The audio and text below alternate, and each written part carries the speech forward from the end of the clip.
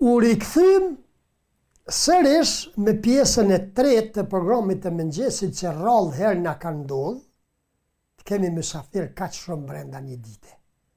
E thash, kryesisht vinë nga bota e muzikës, e artit, e kulturës, e vallës, e këngës, sepse janë këtu sfera që kanë bajt gjallë ndjenjen e kombit shqiptar në të gjithat periudhat historike në për cilat kemi kaluar. Mysafiri i tretë është po ashtu një veprimtar që merret me veprimtari kulturore, kryesisht në Mërgat, mirë po, kohëve të fundit të Thikjaha, mysafiri i sotshëm ka fillu të merret edhe me shkrime. Kështu që emisionin do ta përkufizojmë në 2 pjesë, sa më shkurt që t'jetë e mundur, vetëm që të përfshim sa më shumë. Tefik, mirëmëngjesi dhe mirë se erdhe. Mirëmëngjesi Batazeq, mirëmëngjesi Radio Televizionit Fontanes. I ndjej kënaqësinë dhe jam shumë i privilegjuar që gjendem sot në studion e këtij Radio Televizioni, që unë mendoj edhe i bashkangjitëm shumë me ndimtarëve të tjerë që është një televizion që promovon vlera kulturore, arsimore, edukatore e mbi të gjitha kombëtare për gjithë njerëzit kudo që janë dhe e dëgjojnë.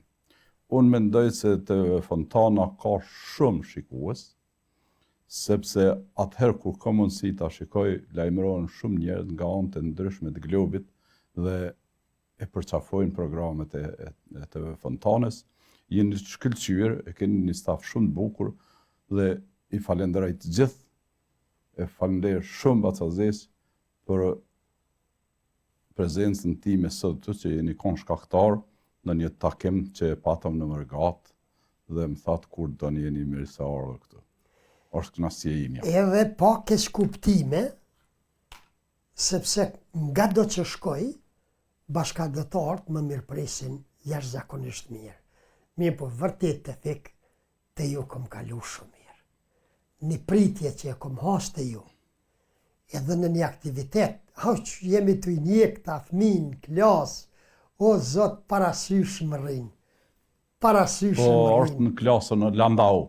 Ande, isar quhet, Bavaria e Ollët, po dhe më honë, kështu i kanë kushtet nxënësat e shkollës shqipe atje. Shkëlqyshme. E keni po edhe vetë. Është njëra klasë, sepse klasa tjetër atë ditë nuk ishte mësim në qytetin tjetër të Dingolfingut. Kjo zonja Mervete Ismaili. Një mësuese shumë entuziaste. Ishte një kënaqësi shumë e madhe dhe qëllimin e keni thonë edhe ju si televizion dhe kemi pas na që ta bëjmë mediatik, spektakël televiziv, vetëm që prindët të vedisohen dhe ta kuptojnë se fëmijët e tyre në Mërgat i shpëtojnë asimilimit ose shtyhet asimilimit duke i dërguar fëmijën në shkollën shqipe. Unë aty me të vërtet, asnjë punë njeriu s'mund ta bëj vetëm. Jo. E kom pa që nuk ishe vetëm. Ishën ballë gjitha aktiviteteve, por e kishe një armot njerëz që i kishe me vetë. Unë i falenderoj, i njeh si familjarë të mi. Për çdo gjë konsultohemi. Nuk i marr vendimet ad hoc vetëm, po gjithherë konsultohemi, po për krahjen e kam të hatashme me të vërtetë, siç e keni vetë. Pak biografi nga jeta juaj. Unë paraprakisht po duhet të përshëndes gjithë mërgëmtarët ku janë, e posaçërisht nxënësit e shkollave shqipe, uroj që edhe të tjerë të bashkangjitin këtij misioni. Unë quhem Tefik Jaha, jam i lindur në një fshat Reqit, komuna e Podujeves, rajoni thirret Mavriq, për çka do të flasim pak më vonë edhe për librin. I takoj familjes, jam pasardhës i Demahmetit. Që 33 vite jetoj në Gjermani, arsyet kanë qenë sikur gjithë mërgjimtarëve që kemi dalë atëherë, jo nga dëshira, por u dash që të marrim rrugën e mërgjimit. Për kundër vullnetit. Për kundër vullnetit tim dhe të gjithë të tjerëve, prandaj e kam kënaqësinë se Mërgata më dha shumë mësime, gati sa fakulteti ekonomik që e kam kryer, ose mos me thonë më shumë, sepse takova njerëz devotshëm që bojnë gjithçka për atë bajon. atje u angazhova kryesisht për shkollën shqipe, edhe në aktivitetet e përgjithshme kombëtare e humanitare që zhvillohen. Shkolla shqipe vazhdoi me vonesë sepse ishin përpjekjet e mëdha pas disa vite, muj me hon 4-5 vite në vitin 2010 për herë të parë, me 25 qershor u mbajt kuvendi themelor për 2 qytetet dhe u formuan për herë të parë në atë rajon shkolla shqipe në Dyngalfing dhe Landau dhe veprojnë e manifestuan përfundimin e 15 vjetorit që ishi edhe ju. Ishte kënaqësi e veçantë, Mërgata i ka vojtjet e veta, e kemi dëgjuar nga të moshuarit që buka e Mërgatës i ka nënkore, nuk e di ato kore të shjon, veç është e vështirë sepse as gëzimi, as mërzia, as dashuria, as atje nuk i na shohin atë jetën, as urin, as kurrë, por vetëm e vetëm duke menduar për atë vëjon, për vendin ku kemi lindë. Të fik paraqitjet tuaja që po i shoh ditë gjatë kësaj, unë mund të them një akademi ishte. Faleminderit. Një prezantim i jashtëzakonshëm, e kom thonë edhe para se me qenë ju këtu prezent. Një prezantim edhe artistik, edhe kulturor, edhe kombëtar, edhe i shoqëruar me të gjitha elementet që duhet t'i ketë një shoqat, siç është shoqata. Ishte shoqata e Lirida aty, shoqata kulturore humanitare. I ku më herët ishte ambasadorja, po konzulli i Republikës Kosovës. Konzulli. Afrim Nura në München. Dhe të tjerë janë shoqata me të vërtet e përfill kulturën. Kjo është interesant, kthen edhe një herë këtë çunin. Po, është interesant, e kishim musafir surprizë. Ky djali me siguri e kanë pa njerëzit para 250 vite, unë e di edhe atë histori se si janë shpërngul nga A dëgjojmë pak? Edhe pak? Ja. Ishte ky nga Ukraina. Alex Leka nga Karakurta e Ukrainës. O prind të dashur, ju nëse fëmijët tua nuk kanë këtë zjarr të shkojnë, nëse nuk kanë dëshirë të shkojnë të mësojnë gjuhën shqipe, ju duhet ju si të Kosovës tuni ta lezni, duhet ta ndizni këtë zjarr. Sepse shikoni, na 400 vite jemi aty lindur, stërgjyshe të gjithë jemi lindur aty. Edhe na nuk kemi pas fat të mësojmë gjuhën shqipe. Na kemi trashëgu nga babai të birit këtë gjuhë. Këtë gjuhë hynore, këtë gjuhë të ëmbël, aq të bukur. 400 vjet të shpërngulur në Ukrainë. 250 vite këta. Para përcisht 250 vite i kanë. Që janë shpërngul, e di, do të flasim ndoshta për libër nëse na premton koha për këtë çështje. Po tjetër. Kur janë shpërngul dhe ky nuk e ka harruar gjuhën prej atëherë. Qysh e thot djalë pas birit të tjerë, e kanë mësuar edhe kanë marrë. Marim Memaj, një gazetari i njohur, ka dhënë intervista edhe dokumentar të famshëm për Karakurtën dhe për shqiptarët e Adesës dhe të Ismailit që gjindën në Ukrainë. Po. Është pashmangshme edhe motivi dhe arsyeja kryesore që jemi sot këtu bashk është libri i cili i kushtohet një figurë kombëtare, një personaliteti historik, thjesht, shkurt edhe shqip, një njeriu të madh, cilit jemi duke ja pa dhe për mendoren, bëhet fjalë për Dem Ahmetin. Në forma të ndryshme t'i ki lidhje familjare, si pasardhës i kësaj familje, dhe i Dem Ahmetit, për cilin është shkruar shumë, është fol shumë, është këndu shumë, por asnjëherë nuk është thonë e gjitha ajo që e ka merituar ky personalitet historik i kombit shqiptar. Çka do më na thonte fik për këtë libër, cilin e kemi këtu në dorë sot? Edhe herë shumë faleminderit që gjendëm me rastin e provojimit të këtij libri në rajonin e Dugazinit, pikërisht në rrethëve Fontana. Siç e thatë edhe ju, unë paraprakisht po duam me i përshëndet të gjithë Dem Ahmetasit që janë për më se 1500 familje nga pasardhës e Dem Ahmetit. 1500? Mëse. Edhe është e vërtet se për Dem Ahmetin si figurë dhe personalitet i shquar është shkruar shumë nga ana shqiptare, nga ana perandorisë osmane, Habsburga apo austro-hungareze, si dhe nga ajo ruse. Shumë autorë të ndryshëm kanë shkruar, por Demahmeti u formue pastaj si një figurë mitologjike, e mitologjit si pas asaj që unë kam lexuar, shpesh herë edhe shndrohen në mite që nuk është guxuar të thuhet për shkak të okupimeve të ndryshme realiteti për një personalitet. Dhe pikrisht këto mite e cek edhe autori, siç është Vesel Jaha, që ka bëhu lëmtire me mëse 15 vite në për arhive të Ballkanit dhe të Evropës, për zbardhjen e këtij personaliteti. Mitologjia ka mbetur tek memoria e popullit shqiptar në bazë të Meliosit dhe të shkrimeve të pakta që kanë qenë.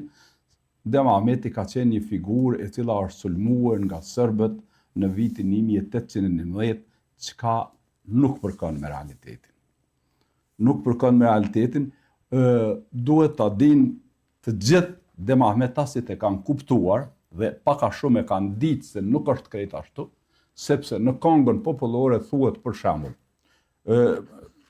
Nëse guxojve të dhoni informacion, unë nuk jam studiues, jam vetëm një lexues dhe kam arrit pas vdekjes së autorit, me 25 nëntor vit 2016, mbeti në dëshkrim libri dhe për ta qitë në dritë e arritëm ta botojmë. Familja ma besoj, domethënë që unë të merrem me këtë libër, më ndihmuan shumë fatlume Jaha që levoni redaktimin dhe lekturimin, djemtë fëmija autorit dhe flamur Jaha, por edhe disa njerëz që e bon shpenzimet, financimin për botimin e këtij libri. Unë duhet të them se për zbarën e këtij me personaliteti, si su tha më herët që si se thash më herët që është si figurë mitologjike, kënga shqiptare thonte se Demahmeti Novica i zi e preu me 30 antar të familjes, edhe i ndihmuan llap e gollak. Ç'është e vërteta, sipas këtyre zbulimeve, na e kemi ditë që është pak më ndryshe, por sidomos autori, ai thonte se nuk është kështu. Qysh është fol? Qysh është fol? Nuk është kështu. Po. Plesto në një mënyrë kanë dashur, por për shkak të okupimit nuk kanë guxuar të thojnë realitetin. Sepse kur e kanë kënduar këngën e Demahmetit në përvoda këngëtar, disa njerëz kanë qajt. Ndërsa plesto disa kanë thonë, se po çani, po s'ka qenë ashtu. Ka qenë diçka tjetër. Por nuk e kemi ditë as nëse si ka qenë. Këtë argument unë sot do ta them për opinionin, duka gjinas dhe krejt kombëtar, të argumentoj pse s'ka qenë ashtu. Derisa në këngë dhe në disa shkrime thuhet se i ka mbetur vetëm një nip Demës dhe prej tij janë botë 30 familje. Bilet nipi qarë, pa njën në sy. Ne e dim dhe ekzistojnë sot 4 ndarje nga Dema. 3 djem, që ka qenë Feza, që ka luftuar në për luftat që ka vënë Demahmeti, ka qenë Avdulli, djali tjetër, ka qenë Nimoni, djali tjetër. Dhe vllau i tij, Mehmeti, i cili me 5 kusht një vitit 1805, duke luftuar, ka rënë në Karanovc, në Kraleun e sotme, ka qenë si udhëheqës i parë i Kralevës. Dhe ka rënë në luftat vitit 1805, jo në vitin. Këto janë argumente që do me thonë, njëra prej argumente që Dema nuk i ka medves një nip, po janë 3 djem. Janë familja e Fejzës, që krejt janë kushërit afër kanë jetuar në Reqic, sot nuk jetojnë kërkosh në Reqic, pastaj është familja e Avdullit, që thirrën në Jaha, pastaj është familja e Nimonit, domthonë 3 djem. Edhe është familja e vllaut, Lazja Uglari dhe Shalajt që jetojnë në fshatin Slatin, në rajonin e Mavricit. Tash për të zbuluar të vërtetat shkencore, autori u morë fillimisht me çështën e Demës, dhe kur i hyri arhivit të Beogradit, që aty ishin marrë shumë autorë sërbë me Demën, aty u gjetën edhe shumë gjona interesante se kishte edhe autorë tjerë, jo vetëm të komunitetit sërb, që quheshin asë kohë, apo ishin, por u morën edhe personalitete edhe autorë që dhanë edhe kronikat ndryshme pe autorëve Osman, pe autorëve bulgar, pe autorëve francez, pe autorëve gjerman, edhe vendeve tjera balkanike që kishin hulumtue dhe kishin folë për Demahmetin. E vërteta ishte se Demahmeti është djali i Ahmet Kurt Pashës. Ahmet Kurt Pasha ishte një rrethë nga familja e Skurajve, që quhet edhe Gurza ndryshe, Skuraj, or skema e Skurajve ekziston në arhivin kombëtar në Tiranë, aty. Dhe autori ka arrit shkoj deri në shekullin e 13, deri në vitin 1280 ta zbuloi familjen se nga ka ardhur.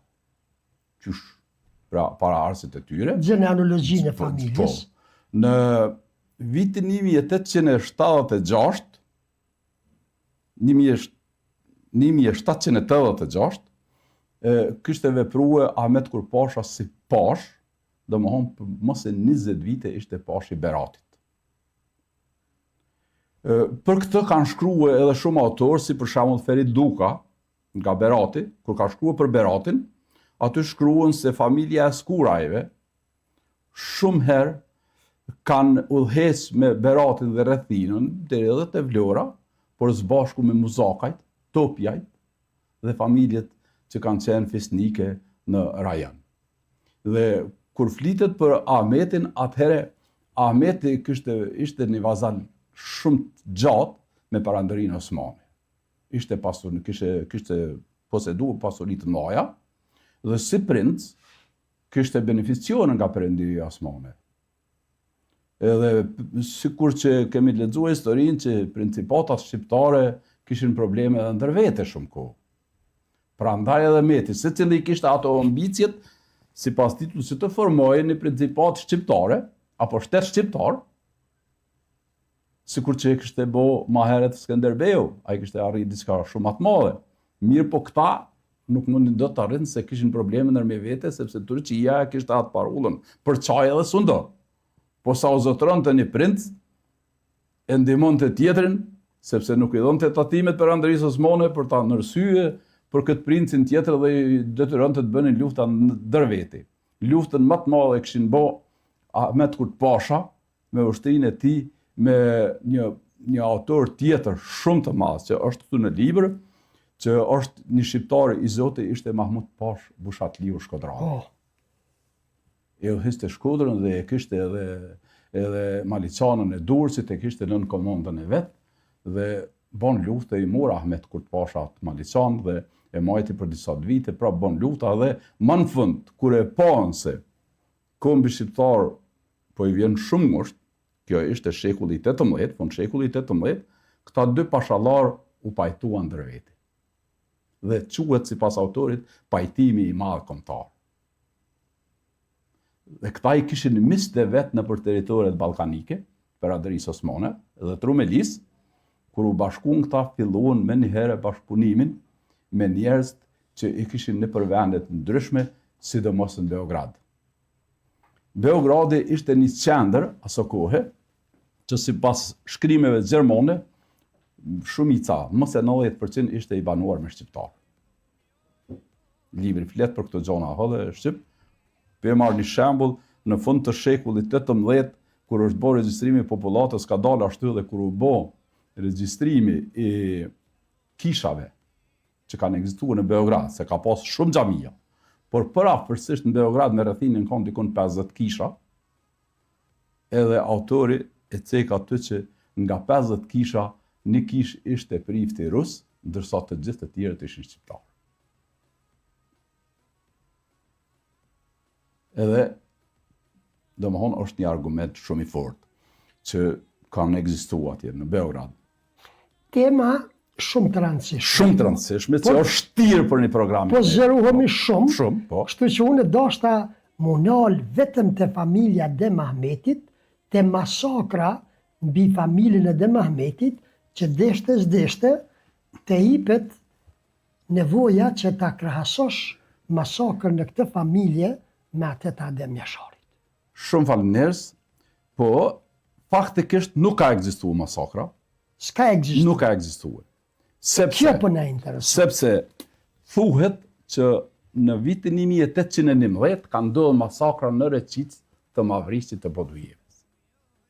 Nëse logjikojmë si njerëz, si studiues, si lexues apo historian, 1811 s'ka pas kufi aty. Nuk ka ekzistuar një kufi. Por kufini ka ekzistuar shumë larg, që thuhet Molla e Kuqe. Dikur thot Molla e Kuqe ka qenë te Nishi. Jo. Molla e Kuqe është shumë më larg. Sepse është në pyetje Arnautluku. Është quaj si kufi. Rumelia. Dhe ka qenë, kufiri ka qenë për te Danubi i shqiptarëve. Nuk ka qenë aty, s'ka pas luftë aty. Lufta ka filluar në vitin 1805, ku ju kanë vrarë Demës, që është argumenti tjetër që nuk është ashtu që thuhet.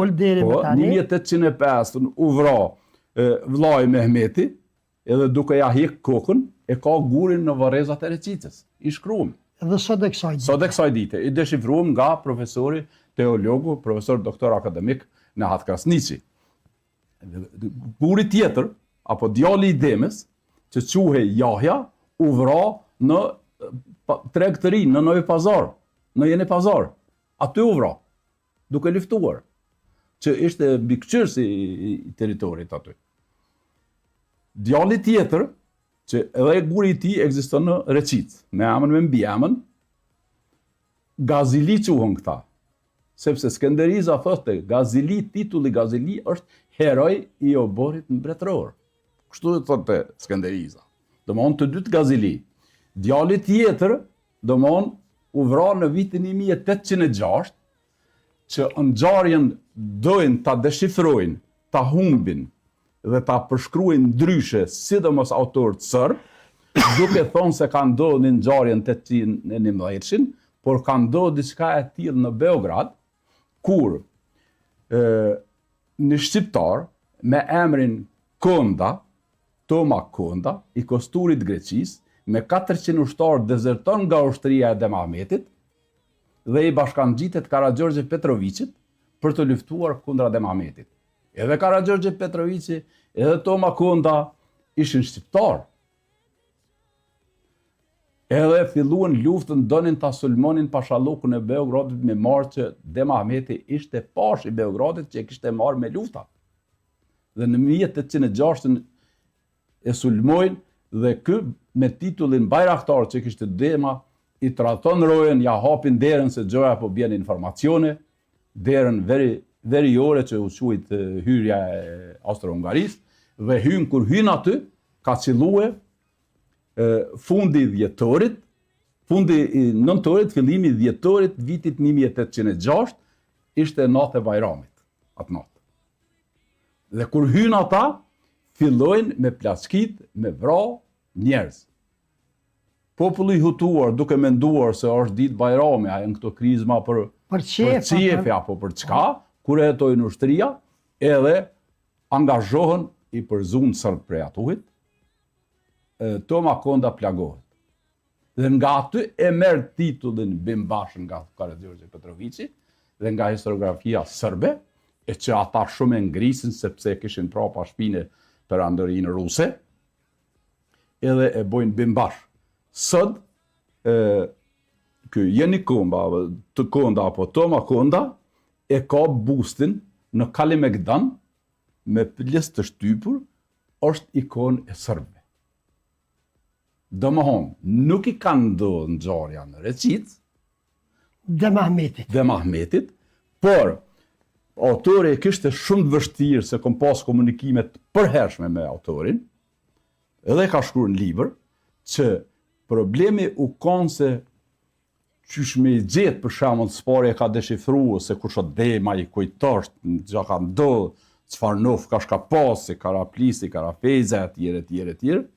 Dhe e ka pru se ka qenë i biri Ahmet Kurtpashës dhe ka arrit në bashkëpunim me Mahmud Pash Pushatliun, pastaj me Ahmet Delin, apo Dele Ahmetin, jo Ahmet Deliu i Prekazit, por Ahmet Delin i cili u vra me 1 tetor të vitit 1790 në Nish, që në pabesir të vra, nga pasha i Nishit, për bisedime, edhe ka bashkëpunu me ta, Ahmet Deliu ka qenë 20 vite udhëhes si një pjesë e tjeniqerëve të Beogradit. 20 vite. Është i lindur të njëjtën fshat me Karagjorgje Petrovicin, fshati Siaric, te Urgjica e Beogradit. Domthon, ngjarja nuk ka ndodhur në Recic, por sërbët janë mënuar ta trajtojnë ndryshe, ta lënë një figurë tragjike, sepse ata duke deshifruar njëri tjetrin. Më se 150 autorë sërbë shkruajnë për Demahmetin. Asnjëri si jap detajet e gjitha, sipas autorit apo shkrimit këtu, por secili do në mënyrë denigruese, hijesuese, duke e quajtur njëri që dhunon, plaçkit, djeg, gjithçka shkatron para vetes, bile Perandoria Osmane e quhet aso kohë edhe revolucionar. Sepse revolucionar quheshin tradhtar sipas revolucionit borxhes francez atëherë, dhe Evropa e çoi një misionar me shiquet çapo ndo Perandoria Osmane si po ankohet ka shumë këtu. Edhe kur erdhi Amibue në Beograd dhe i takoi Demahmetin me ushtrinë e vet të quajtur Gërxhali, Dagli edhe Eshki, që kishte nga tëna fetë, musliman, ortodoks edhe katolik. Dhe i mori të gjitha informatat kur u kthye në Evropë, tha nuk ishe vërtet që ishin ata plaçkasha. Ishin ushtria më e rregullt. I kishin armet më të përsosura. Shkonin bashkë me Kuajlë ose Kom. Atje po flet keni gjuhë që quhet kelmenishte. Edhe ata ishin të zot, bile kishin ambicie evropiane ata. Për shqiptarët. Për shqiptarët. Shkruan për shembull Turku Incalik, shkruan Ishçajev Bugari, shkruan italian, gjermant e të tjerë, por meritat më të mëdha i ka një përkthyes një bosnjak, Shabanovic, i cili ka bërë përkthimet nga Perandoria Osmane dhe i ka cekë që i ka marrë autori.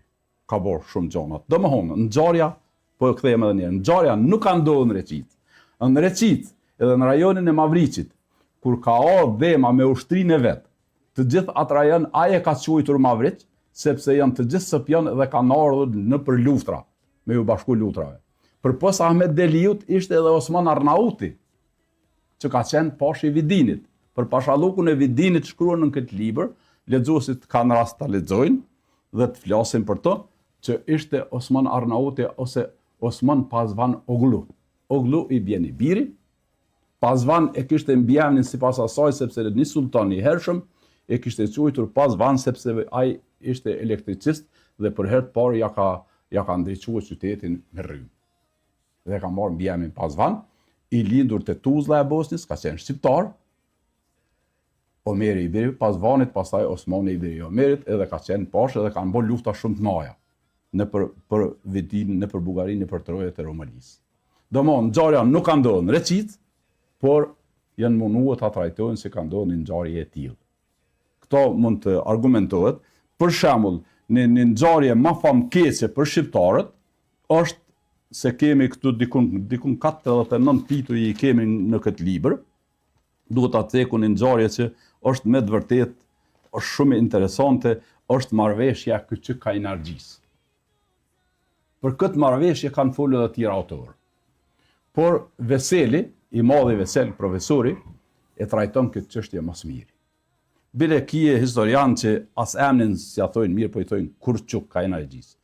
Kyçük Kainargjia është një vend i vogël te Silistria e Bullgarisë, kur Perandoria Osmane i okupon shumë tokat Perandorisë. Perandoria ruse, Katarina e dytë, i merr shumë territore Perandorisë turke, atëherë detyrohet, sepse edhe Austro-Hungaria i ndihmon për qëllime të veta, detyrohet të ulet me bëni marrëveshje. Marrëveshja i ka me 7 pika, pika e 6 është më e keqja.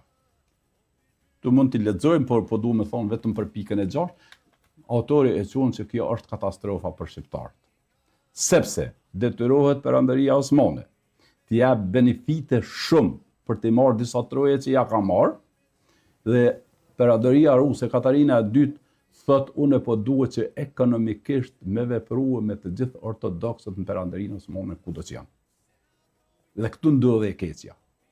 Duke vepruar dhe të gjitha kishat që e përmena më herët në Beograd, që ishin shqiptare, i asimiloj dhe filloj ta bëj predikimin në gjuhën slave, dhe këtu fillon asimilimi i madh, jo më herët, sepse fjala sërb është shumë e vëndshëm, dhe as sërb, as grek, as popull tillë në Ballkan nuk kishin as ndjenja, as nacionale e as shtetërore, të vetmit ishin shqiptarë që i bënin ato. Edhe kanë filluar ato depërtimet nga feja, gjoja se të krishterë dhe të slavizohen edhe të bëhen quhet edhe si popull sërb, edhe u asimiluan të gjithë shqiptarët ku jetojnë edhe sot, edhe quhen shumë, kemi koincidencat të njëjta që quhen me mbjemna, si për shembull Qepa ose Luka ose ku ta diune që i njohin shumë shqiptarë ose Qepovic që e marrin krejt nga shqiptarët, që janë sepse kanë qenë shqiptarë, sikur që edhe vetë Karagjorgje Petrovici. Është një autor tjetër i rëndësishëm libër Petër Novakovic që quhet, që autori thot është i vetmi i shkolluar në atë kohë, shqiptar, ishte shkolluar në Perandorinë austro-hungareze, dhe kur bëhet kryengritja e parë dhe e dytë sërbe, që autori e cek mirë që kryengritjen e parë dhe dytë sërbe që e kanë bërë shqiptarët jo sërbë për drejtat e tyre, po këtu duhet lexuar dhe studiuar shumë mirë për të gjetë, dhe Petër Novakovici shkon në Rusi, Petersburg,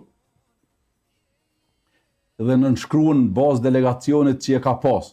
Është nënshkrimin libër, shkruan Peceku në gjuhën sorbe, kërkoj falje për dëgjuese, shkruan Petër Novakovic, albanski voxha polnomosnik srpski, që i bjen Petër Novakovici, udhëhes i shqiptarëve, ndihmës i sërbëve.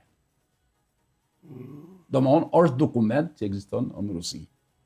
Kjo tep me tregue edhe te Karagjorgje Petrovici, edhe te Ahmet Deliu, se ku kanë lindë dhe ku kanë vepruar, dhe ku kanë bë, që atje ka ekzistuar populli shqiptar.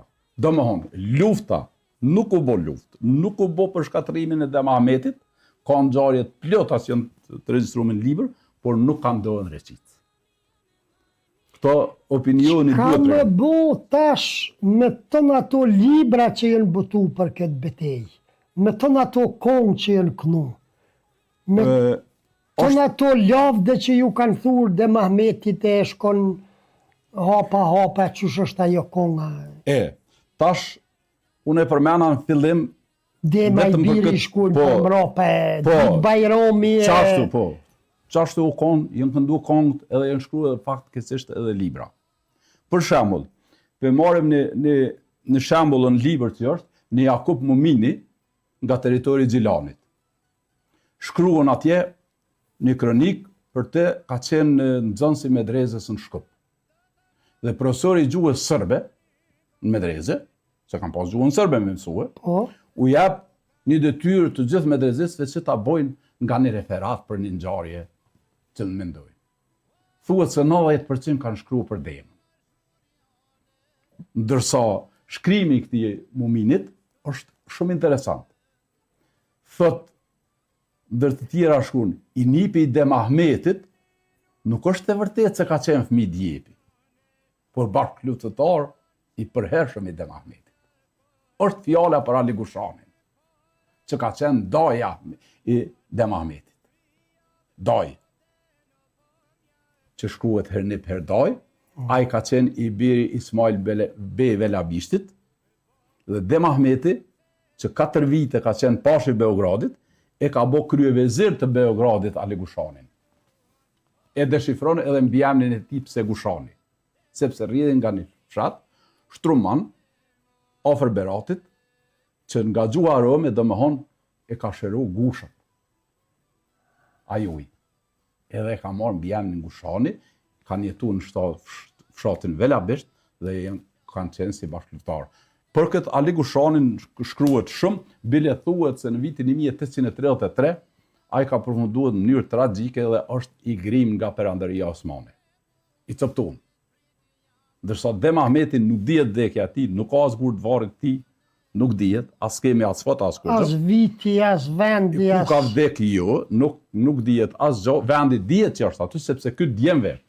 Domthon, aty ja ndërtoi ja burit gurin vllajt Mehmetit, djalit Jahes, djalit tjetër 1806 që u vrat te Beogradin, luftat e Beogradit 1806, Sulejmanit, edhe Salihi që u vrat në luftat e Negotinit vitin 1813. Domthon asnjë nuk janë në vit dhe nuk përkojnë me atë vit. Këto janë argumente të shumta që gjenden në këtë libër dhe argumentojnë atë faktin që nuk ka qenë figurë tragjike. Por okupatorët të ndryshëm kanë dashur që figurën e Dem Ahmetit dhe shqiptarëve në përgjithësi mos lejojnë të tregohet realiteti, sepse është realitet i hidhur për ta, se të gjithë perandorit ju kanë sul popullit shqiptar, ta kthejnë nga vetja e tyre, sepse vetëm në atë mënyrë ka mundë të sunojnë me venin, me Ballkanin, që ishte vend i lirë i shqiptarëve. Libri është interesant që merret me tematika shumë gjëra, i kushtohet Dem Ahmetit, por këtu shtjellohen shumë mirë luftrat perandorake të tri perandërie të ndryshme dhe të personalitete shquara shqiptare që kanë bërë veprimtari kombëtare në këtë drejtim. Por edhe asi që kanë qenë bashkëpunëtor të këtyre okupatorëve në mënyra të ndryshme. Arif Demiri po thot mirëmëngjes Radio Televizioni Fontona dhe po ju përshëndes nga Negotina e Gostivarit ty dhe mysafirin që e kemi në studio. Të lumë Bacizjesh, faleminderit për gjithë shka që po e bën për popullin, me të vërtet je legjendë gjallë edhe i lumi ky popull që të ka. Po na përshëndet Nazmi Asloni shumë.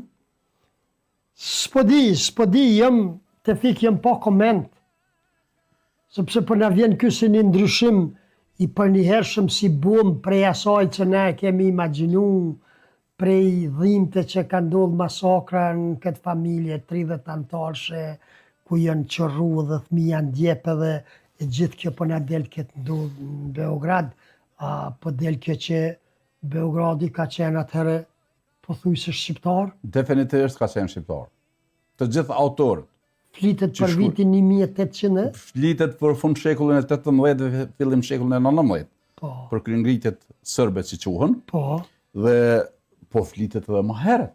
Po pikërisht për këtë ngjarja kushtohet këtu sepse atëherë ka sunduar Dem Ahmeti në Beograd. Prandaj i kushtohet këto gjëra. Një ngjarje e tillë se i kanë bën një tragjedi është e kundërta që ju kanë bën një ortodoksi e që quhet Sërb. Bile ja kanë marrë vajzën si peng, këtu shkruar në libër, shumë mirë. Ja kanë marrë vajzën si peng edhe prapë ju ka kthyer ajo vajzë që i kanë bën luftra. Edhe prandaj janë quajt. Për shembull, e kemi në libër janë edhe disa fakte të tjera që për këta gërxhalit, daglite dhe heshkit që i quhet, të gjithë kanë qenë, këto janë anatema që nuk i ka shpjeguar askush. Perandëria Osmane ka bë urdhëresa administrative. Këtu e kemi urdhëresën administrative 20, 21, 22, 23 dhe 30, që domethënë kanë qenë shumë, që ka thonë gërxhalit, ku ti takoni me auhi kryet, se janë njerëzit më të rrezikshëm për Perandërinë Osmane. Dhe Karafeza apo Karaplisi, siç është quajtur Dem Ahmeti, ka qenë njeri shumë i rrezikshëm.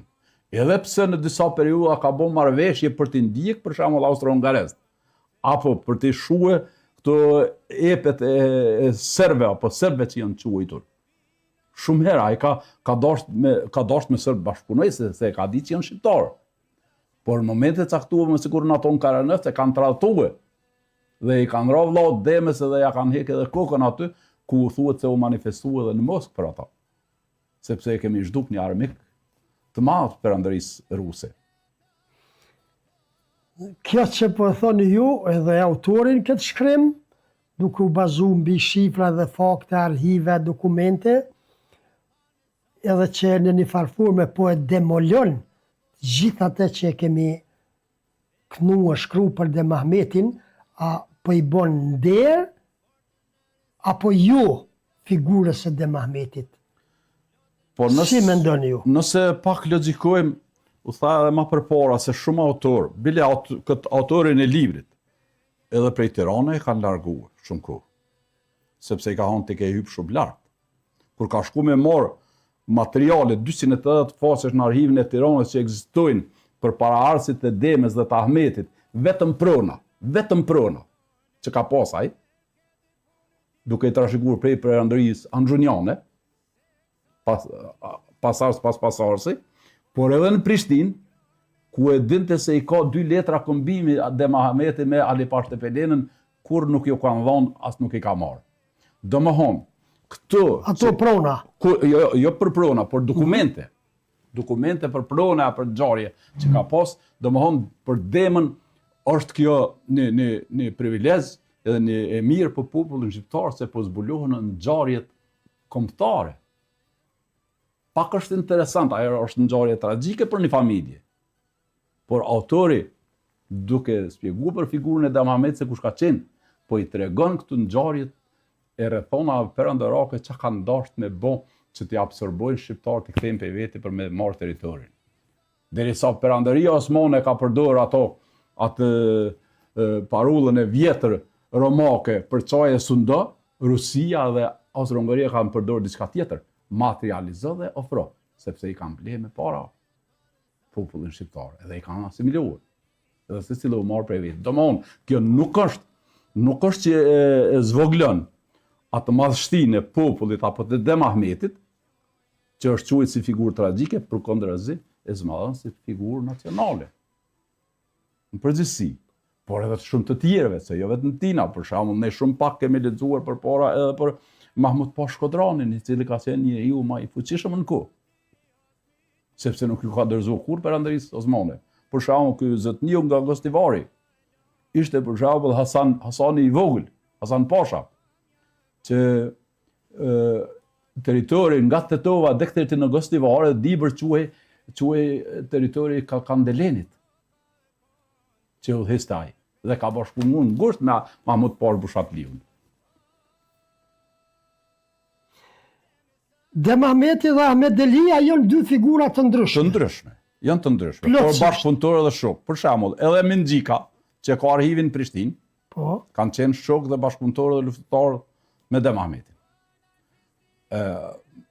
Dhe Ahmet Deliu nuk është i Prekazit. Kjo është lufta e vonshme i Prekazit. Ai është i lindur në fshatin Sejaris, te Uzhica e Beogradit, ka qenë i zoti dhe ka vepruar. Bile disa herë perandoria osmane, kur ka tetuar Rusia, kur e ka marrë Beogradin, ka dashur t'ia lënë fajin atij, që na tregtoi.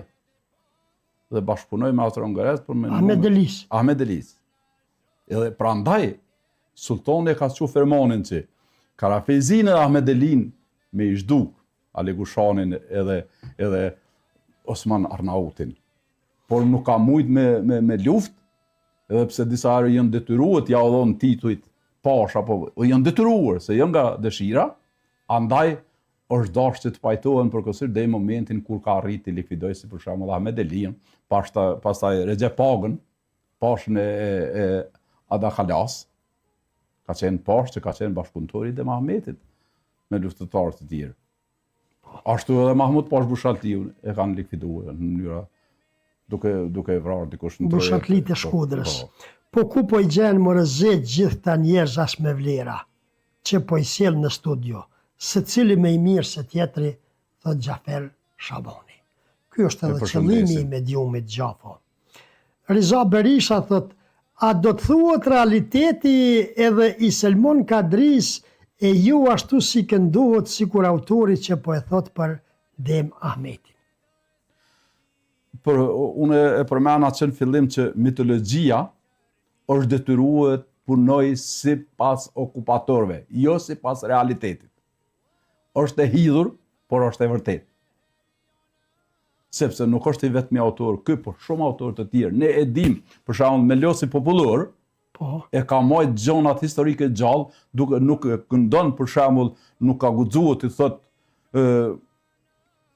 këtë Prizrenliut, i merë Prizreni, por Lulea Prizreni, Zambaku i Prizreni të këndojnë. Andaj shumë njerëz kanë thonë Zambaku është një lule dikun. Por s'ka menduar që është ai e merr për dreni njeriu i madh i kombit që ka bë gjitha të mira për kombin shqiptar. E shumë shembuj tjerë, sepse Melosi ka marrë në atë mënyrën e vet si ka mujt, sepse po thonë ai që Dema ka qenë i Beogradit, ata kishin likviduar atë këngëtar, atë autor tekstit e tjerë e tjerë. Qysh do më ja lidh kryt në fund? Si të doni unë i lës lexuesit, por sidomos studiuesit, që të marrin këtë libër. Këtu cekën autorë të ndryshëm. Libri ka edhe të meta. Normal që ka të meta. Libër nuk ka komplet. Por autori thot se mundësi ka shumë gjona të tjera që nuk dihen e nuk janë cek, nuk janë përfshirë, është e pamundshme. Autori i lën mundësinë që edhe të tjerë të hulumtojnë përveç këtyre dokumenteve, që janë shumë të vështira, janë të koklavitura. Bile, aja përmend një fjalë popullore, mos kujtoni se nuk e kam gjetë për shesh aty. Po, dash shumë të bëj elementet për shesh, me i bashku edhe me bëj këtë libër. Domethënë, studiuesi duhet merren jo për të hyrë veç të figurës dhe Mahmetit, që është shumë e rëndësishme, por për hir çështjes kombëtare, historike, delën pa dhe të hiqen ato realitetet që na i ka ofruar okupatori, e sidomos partia komuniste që ishte edhe në Shqipëri, sepse Enver Hoxha i shkul vorën e Ahmet Deliut, i cili është në teçën e Helvetive kishte qenë vorri, sot në ishullin mesjetar me shkuën Berat, e gjen teçën e Helvetive, ku është e flakruar me dukat, me ari tavani i tij, aty ka qenë varri i Ahmet Kurtpashës. Por Enver Hoxha ka shkull dhe s'dihet ku i ka çueshme. Ahmet Delis. Ahmet Kurtpashës, babës Demës. Kurtpashës, babës Demës. Ai ka qenë poshtë 22 vite. Po domethënë, okupatorët me ndihmën e tyre shqiptar, që i kenë në gjitha kohërat, edhe në këtë kohën e fundit, domethënë se ai ka luftuar që me ikë realitetit dhe me kthyen të mirën e tyre. Edhe vetë për shembull babai i kombit serb, si thuhet ky Ćosići, thot që historiografia serbe është mbi bazën e rrënës e ndërtuar. Andaj autorët kanë vend, studiuesit kanë vend me hulumtuar. Duhet hulumtojnë. Libri i Tom Akondes që u përmend përpara, që shkruhet në Faros Pasojevici, e shkruan Trandafil Duka, vetëm një tirazh ka qenë. Shkruan në Beograd se gjendet në Peshtë, Budapesht, Buda dhe Peshta. Një ekzemplar. Kur shkon autori vetë ky Veseli me marr atje nuk e gjen. Lyp me javë tona nuk e gjen. Ndërhyn Ishvan Schulz edhe thret Beogradin, si mund gënjeni thotë kështu ju, me shifra shkencore. Edhe ja kthejmë për gjendën këndosit të çështje me nënshkrimtonin, kopjen ja dhome e kemi në Beograd. Domthonë e kanë bledh vërtetën me para, e kanë mbyll në Beograd mos me ditë opinionin s'ka. Sepse ai është idol i serbëve. Tom Akonda në Beograd, ndërsa është shqiptar dhe dihet biografia e tij. Nuk ka serb, por shqiptar. E domthonë janë këto gjëra shumë tjera që unë mund të flas ditë të tëra, kërkoj falje se ndoshta u dasht më sene tjera, por programi është i caktuar. Unë edhe shumë falenderës për gjitha. Përmendorja dhe Mahmetit gjendet atje, mund ta vizitoni, është një restoran i bukur atje që pronari ka qenë edhe investitor së bashku me komunën e Podijevës, kryetarin e komunës, edhe disa familjarë të tjerë, edhe kemi arritur në bokit farbotimi me pa popullit se çka. Aty lutem të gjithë njerëzit që dojnë me hulumtue në bazë këtyre me zgjedh dokumente. Të fikjoha, çfarë më të thonë tjetër, veç më ke lënë pa tekst, falenderoj shumë. Librin mund ta gjeni te Meshari këtu. Ata që janë të interesuar ta dëgjojnë një rrëfim më ndryshe, ku autori gjithmonë thotë se ky libër i ka edhe për shkak të pamundësive dhe vështërsive në qasje në arhive, në dokumente, ka vend për të plotësu, ai që mendon me bo diçka më mirë, le turnon, ndërsa rrugtimin edhe adresën e shumë gjonave e keni te ky libër i Demahmetit që thotë projekti shqiptarëve për formimin e shtetit të tyre para dhe gjatë luftrave austro-hungareze, ruse dhe osmane. Bëhet fjalë për vitet 1915-18 në kohën e Austro-Hungarisë, që ka thonë plesht.